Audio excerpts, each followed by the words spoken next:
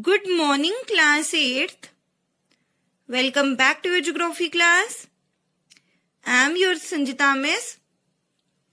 I hope all of you are taking good care of your health and also studying very well. So students, this is your 15th lecture video of Geography Chapter 5 Industries. So students, as you all know, in our previous lecture videos, we discussed a general introduction about cotton textile industry. Also students, we discussed about a major and important cotton textile producing center in India, that is Ahmedabad. So students, I hope the content in the previous videos is clear to all of you. So students, in today's lecture video, we shall discuss our next topic, that is Osaka. So students, आज के lecture video में हम world का एक major and important cotton textile producing centre यानी कि Osaka, इसके बारे में डिटेल में डिस्कस करेंगे. अब बच्चों, ये जो ओसाका है ये एक सिटी है जापान में. Now students, it is an important textile center of Japan, also known as the Manchester of Japan. तो बच्चों क्या कह रहे हैं कि ये जो ओसाका है ये एक इम्पोर्टेंट यानी कि मेजर टेक्सटाइल सेंटर है जापान का और इसे मैनचेस्टर ऑफ जापान के नाम से भी जाना जाता है. The textile industry developed in Osaka due to several geographical factors. तो बच्चों क्या कह रहे हैं कि जो टेक्सटाइल इंडस्ट्री है वो डेवलप हुई यानी कि ग्रो हुई ओसाका में कई सारे जियोग्राफिकल फैक्टर्स की वजह से. अब बच्चों, वो कौन से जियोग्राफिकल फैक्टर्स हैं जिनकी वजह से ओसाका में टेक्सटाइल इंडस्ट्री जो है वो डेवलप हुई,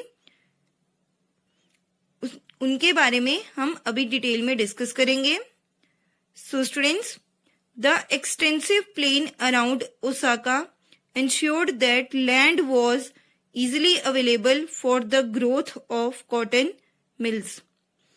Now students, अब यहाँ पर पहला फैक्टर बताया गया है कि जो एक्सटेंसिव प्लेन्स यानी कि वास्ट प्लेन्स, बहुत बड़े बड़े मैदान ओसाका के पास में उन्होंने क्या इंश्योर किया कि जो लैंड थी वो इजीली अवेलेबल थी कॉटन मिल्स की ग्रोथ के लिए.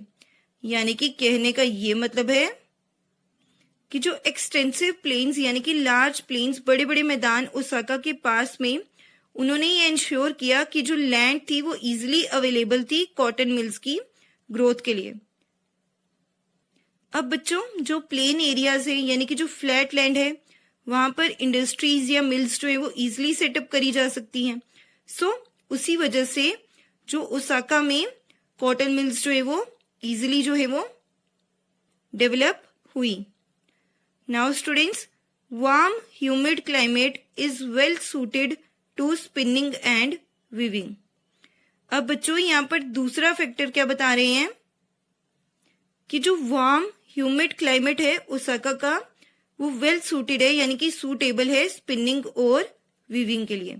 यानी कि कहने का ये मतलब है कि गरम मॉइस्ट यानी कि गरम नम जो क्लाइमेट है वो सूटेबल है, एप्रोप्रिएट है यानी कि सही है स्पिनिंग और वीविंग के लिए. Now students, the river Yodo provides sufficient water for the mills. अब यहाँ पर एक और फैक्टर क्या बता रहे हैं कि जो रिवर योडो है यानी कि जो नदी योडो है वो प्रोवाइड करती है सफिशिएंट वाटर यानी कि एडिक्वेट वाटर मिल्स के लिए. यानी कि कहने का ये मतलब है कि जो रिवर योडो है, जो योडो नदी है, उसकी वजह से जो टेक्सटाइल मिल्स हैं उन्हें एडिक्वेट यानी कि प्रॉपर जो है वाटर सप्लाई जो है वो अवेलेबल है. Now students, labour is easily available. अब यहाँ पर एक और फैक्टर क्या बता रहे हैं कि जो लेबर है वो भी इजीली अवेलेबल है यानी कि जो लेबर है वो भी आसानी से मिल जाती है. Location of port facilitates import of raw cotton and for exporting textiles. अब बच्चों यहाँ पर एक और फैक्टर क्या बता रहे हैं कि जो पोर्ट की लोकेशन है वो फैसिलिटेट करती है यानी कि आसान कर देती है रॉ कॉटन यानी कि कच्चा कॉटन जो है नेचुरल कॉटन है उसे इंपोर्ट करना यानी कि बाहर की फॉरेन कंट्री से लाना, और जो टेक्सटाइल्स है यानी कि जो कपड़ा है उसे एक्सपोर्ट करना। यानी कि कहने का ये मतलब है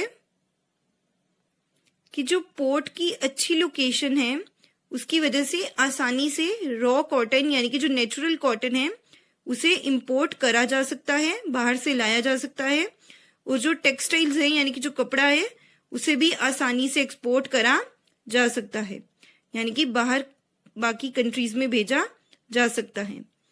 the textile industry at Osaka depends completely upon imported raw materials.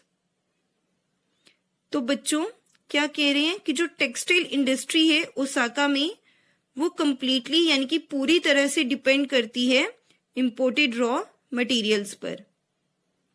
यानी कि कहने का ये मतलब है कि जो टेक्सटाइल इंडस्ट्रीज है ओसाका में उनमें जो भी रॉ मटेरियल यूज करा जाता है वो सारा इंपोर्ट करा जाता है, यानी कि बाहर की कंट्री से लाया जाता है। Cotton is imported from Egypt, India, China and USA. जो कॉटन है वो इंपोर्ट करा जाता है यानी कि लाया जाता है इजिप्ट से, चाइना से, इंडिया से और यूएसए से। The finished product is mostly exported and has a good market due to good quality and low price।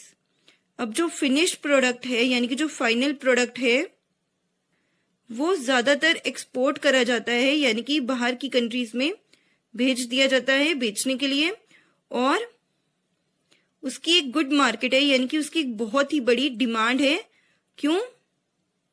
क्योंकि वो गुड क्वालिटी का है यानी कि अच्छी क्वालिटी का है और साथ ही साथ लो प्राइस का यानी कि कम कीमत का है।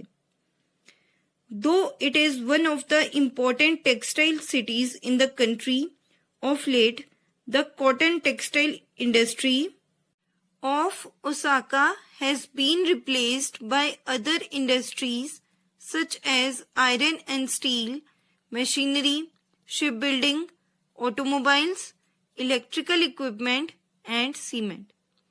अब बच्चों क्या कह रहे हैं कि हालांकि ये कंट्री की इम्पोर्टेंट टेक्सटाइल सिटीज में से एक है, यानी कि कहने का ये मतलब है कि हालांकि ओसाका जो है ये कंट्री की इम्पोर्टेंट टेक्सटाइल सिटीज में से एक है, पर पिछले कुछ टाइम से यानी कि पिछले कुछ समय से जो कॉटन टेक्सटाइल इंडस्ट्री है ओसाका की वो रिप्लेस हो चुकी है बाकी और दूसरी इंडस्ट्री से, जैसे कि iron and steel, machinery, ship building, automobiles, electrical equipment और सीमेंट। यानी कि कहने का ये मतलब है कि हालांकि ओसाका जो है वो कंट्री की इम्पोर्टेंट टेक्सटाइल सिटीज में से एक है, पर पिछले कुछ टाइम से यानी कि पिछले कुछ समय से जो कॉटन टेक्सटाइल इंडस्ट्री है ओसाका की वो रिप्लेस हो चुकी है, यानी कि उसकी जगह पर दूसरी और इंडस्ट्रीज जो है वो आ चुकी हैं, जैसे कि iron and steel, machinery, ship building, automobiles, electrical equipment और सीमेंट। सो स्टूडेंट्स इसी के साथ हमारा ज्योग्राफी का ये जो चैप्टर 5 है इंडस्ट्रीज ये कंप्लीट होता है। सो स्टूडेंट्स आज के लेक्चर वीडियो में हमने वर्ल्ड का एक major and important cotton textile producing centre यानी कि ओसाका इसके बारे में डिटेल में डिस्कस करा। सो स्टूडेंट्स आई होप आज के लेक्चर वीडियो में आपको जो भी पढ़ाया गया है वो आपको अच्छे से समझ आ गया हो। फिर भी अगर किसी बच्चे को कुछ डाउट हो, कुछ समझ नहीं आया हो, तो बच्चों जब आपकी चैट ओपन करी जाएगी तब आप अपने डाउट्स वहां पर पूछ सकते हैं। Thank you students, have a nice day.